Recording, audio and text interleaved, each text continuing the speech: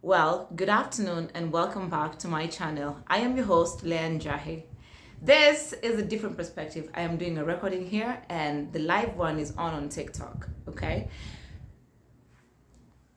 There's a statement we casually just threw around and I seem to be having an issue with it. Um, I will give an example of how it plays out, but also how what the statement looks like. This is how the statement goes. Whenever you're talking about a certain issue with maybe vigor or some level of depth, the first question you'll ever hear from the crowd, oh, the camera is right here. The first question you'll ever hear from the crowd is, who hurt you? You sit and wonder to yourself, is your thought and perception or thought process, why does it always have to be linked to a trauma response? But what if, the better question is, what if the person who's asking you, who hurt you, is actually the one being triggered to respond?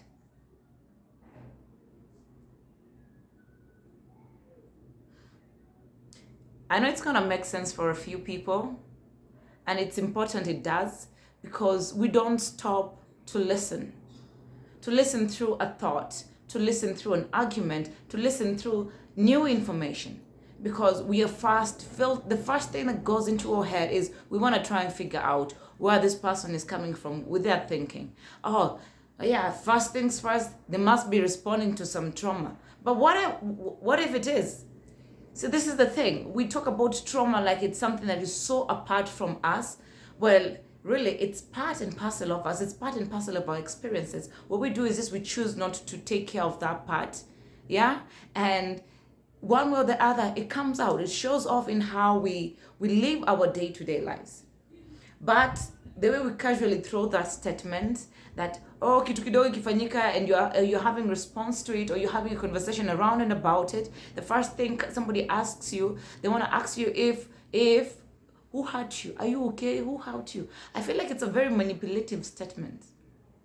Yeah? And I want you to stay with me through this line of thinking, or this perspective, which fully serves the intention of this show. This show is about a different perspective to life and creating beauty around the fact that we all perceive life so differently and try and accommodate each other. Change the places we need to and the places we can. The places we cannot, then we take a stand with confidence, okay? We'll talk about an issue that it's easy and fun to talk about on any social media platform. And they could vary from sex, relationships, or politics. It's one thing or the other, yeah? Yesterday, I was in a social gathering somewhere, and I was blessed to sit amongst aged people who were older than me, but I've experienced the baby boomer stage, the millennials, and this one, yeah? And there was a conversation we were all having at the table. No, we're not all having. The person who was sat next to me just told me, you know what? There's this part, you'd be surprised how much the extent people go to solidify a moment. Not his exact words, but in my wording, to solidify a moment.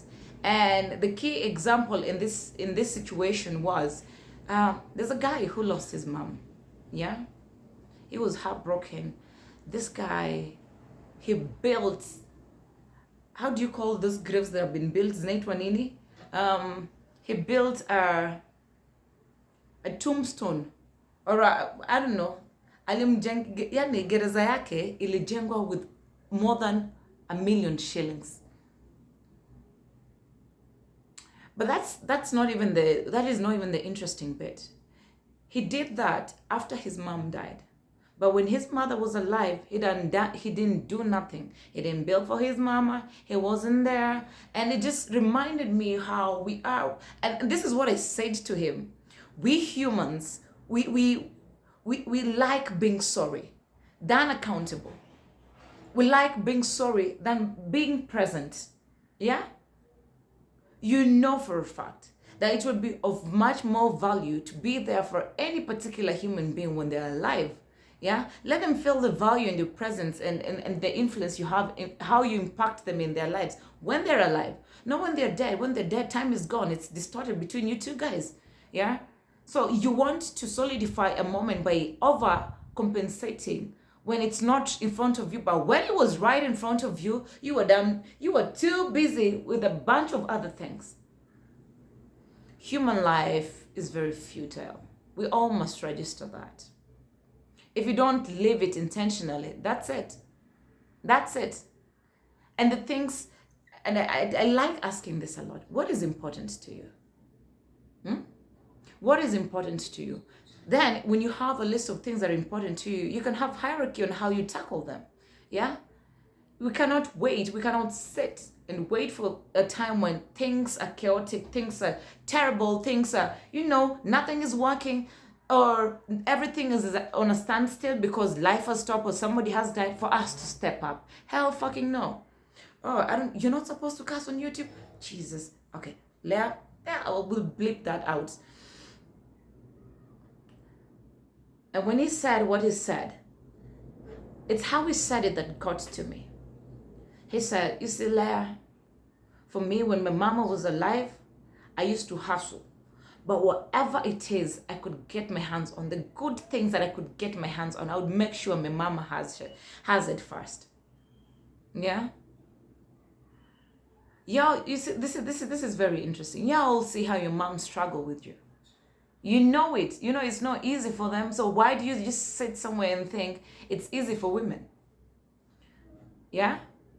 You see the transition I'm trying to do? We're coming from a very, very deep, very fundamental situation to how it correlates to this statement, how it's thrown around. Yeah? So stick with me. Stick with me. You see your mom hustled through shit. And you know it's not easy being in that household. You know, no matter what happens in that house, your mama is always going to hold you down. Then you grow up and you become of age, and then you come outside here and you want to act like women don't go through shit. But we cannot have that conversation candidly and logically and in a way that accommodates all our thoughts without throwing in a statement like, who hurt you?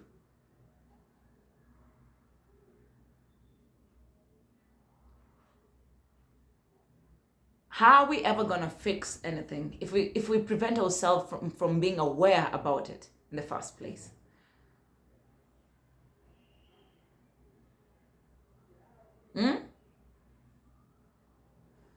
How are we ever gonna truly say we've handled the situation when in truth every time something comes up we wanna play dumb? We want to play dumb around and about it. I'm sorry, I'm fixing TikTok on this other end.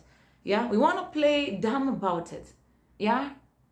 Do you know the situation is so terrible, you have to sit and think that if surely the ones that are around you claim to love you and to care for you, then your life blooming or you developing, it should be an interest of theirs, just as it is an interest of yours. And this same group of people, I have never been this shocked in my life, I tell you. I was so surprised at how the group functions. I'm like, I wish 10 or 20 more groups were thinking like this. Those guys, they have set up themselves that no one is doing better than the other person. If you're lagging behind, they give you jobs, they give you deals, they make sure you get to their level. These people have totally understood the concept of putting your team into position. In our social groups, we know this, yeah? They're extreme ends. You either have a friend who's doing extremely good, you have a friend who's doing averagely good, and then you have another friend who's just lagging behind. This doesn't happen in their group, and I was so amazed. These guys, they make sure everybody is in position, that everybody has got their back covered. These guys, they make sure as they move as a front, all of them. No one is being left behind. The bond that this particular social construct has is different. It's more than friendship, it's love. And maybe may have their own personal differences in their own individual, because of their own individuality. That's okay. But if the things that brings you together in your social construct out there, if it's not improving you, you're wasting your time. You're wasting your time and you're wasting your energy. You're trading your life force for shit. Yeah?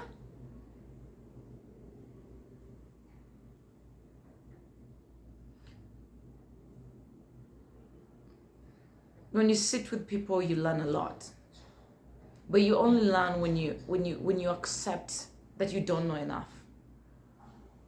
And I think I've said that one too many times.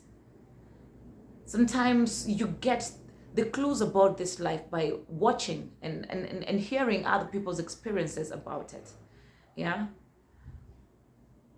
And how quickly it passes. Do you know how difficult it is to make friends when you're grown? It's very difficult. So if you have your peers that you've been around with a significant amount of time, and you like how you make each other feel in the groups that you find yourself in, improve each other, put your people in position, set up your people for good, set up your people for success, set up your people for abundance. And I know people are gonna go in and say, well, you can be good to people and then they do you shit. But that's how it is. That's how the world is. Why are we walking around thinking like, oh, the world is supposed to be lenient to us? Every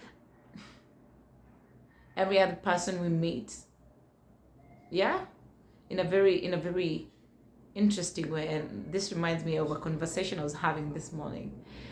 Every person you meet,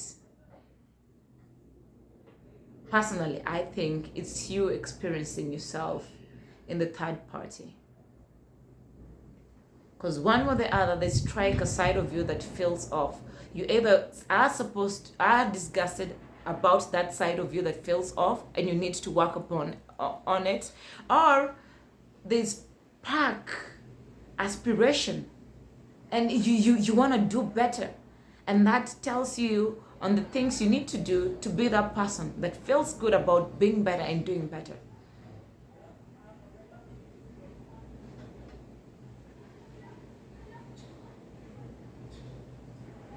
So, can we build a culture? Can we change the culture that we have?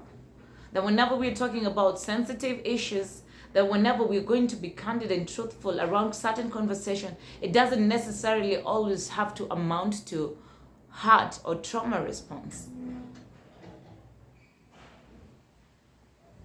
Are we together? It doesn't always have to amount to trauma response. Sometimes people talk about stuff because they analyze. There's so many ways to go through this life. There's the casually just cruising and gliding through life. There's observation. And then there's analyzing. You analyze life through your experiences and the experiences of others. And you do better with that. Therefore, it means that we must put a stop to, oh, who hurt you? Oh, I'm sorry. Well, what happened with you? Who is this who tortured you? What is this trauma you're responding to? Huh? That cannot be the only way we think. No, that can't be the only way we rationalize stuff. It cannot. The only way through any situation, the only way out of any situation is through. You have to deal with it for what it is. Yeah? Not the hypothetical situation it could be or should have been and would have been, but for what it is.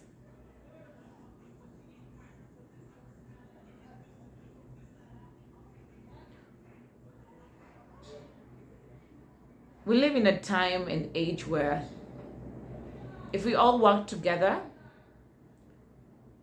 we could easily get ahead. Now, Kenyans are really good. Let's hear me for a moment. Kenyans are really awesome and industrious and smart people. So how is it? How is it that we're not making money? I have a thought. So let's say we have a list of everybody who's having a YouTube channel, and we set up a Wakabi group. Let's just say a group of watchers, because there are just 1 million Kenyans to just watch every single YouTube video that is there. Spare the time and get paid while at it. YouTube pays you. See, gava ya Kenya na kulipa. If you get enough views and people, I had people getting insane amounts of money, 3.5 million per month, just being on YouTube. How much would 10 other people doing that same thing get, or 1 million people? How much change can we actually implement? You get money from that, but then you have a structure where the proceeds go into improving other people's livelihood and the standards of living. But we have to all work together. A lot of us, and then get people who are in line, who get the vision of where you see yourself going to. Then it's easy to move forward. It's harder to move forward alone. This is the thing that takes people so much time to understand. And that's why social capital is very important. And as you're building and curating your social capital, you have to be very intentional with it, with and about it. You need team players. You need people you are in sync with. You need people that you share a common goal, that something that is important to all of you. You need people you share same principles in life.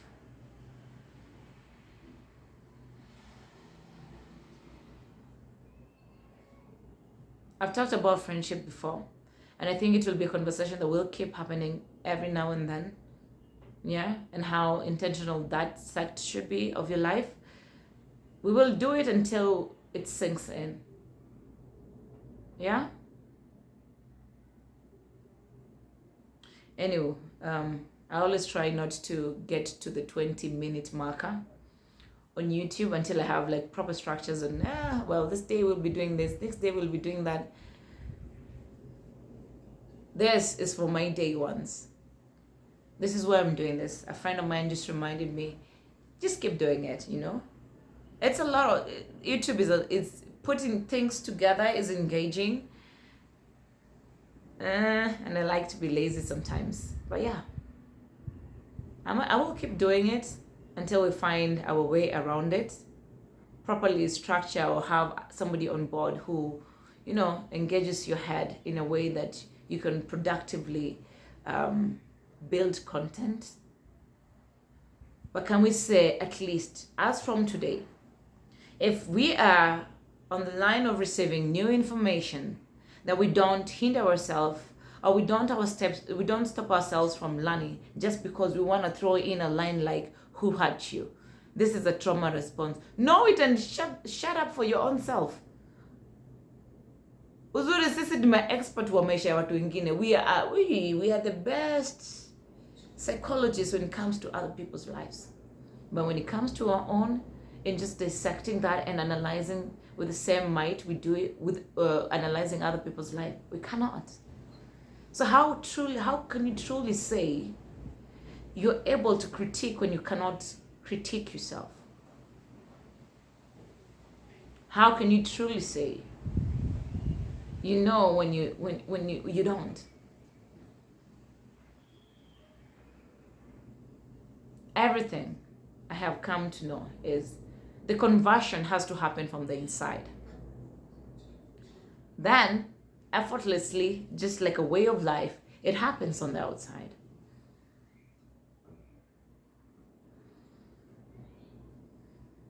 Until then, I will see you. Bye. Keep it locked. If you've not liked and subscribed to our YouTube channel, please go ahead and do that. Yeah, that is my call to action. Yeah. So by the time we're getting better, like, oh, we've been through this journey from Genesis. Here we are at where? Bye. And have yourselves a lovely day. And I will do better. Adios.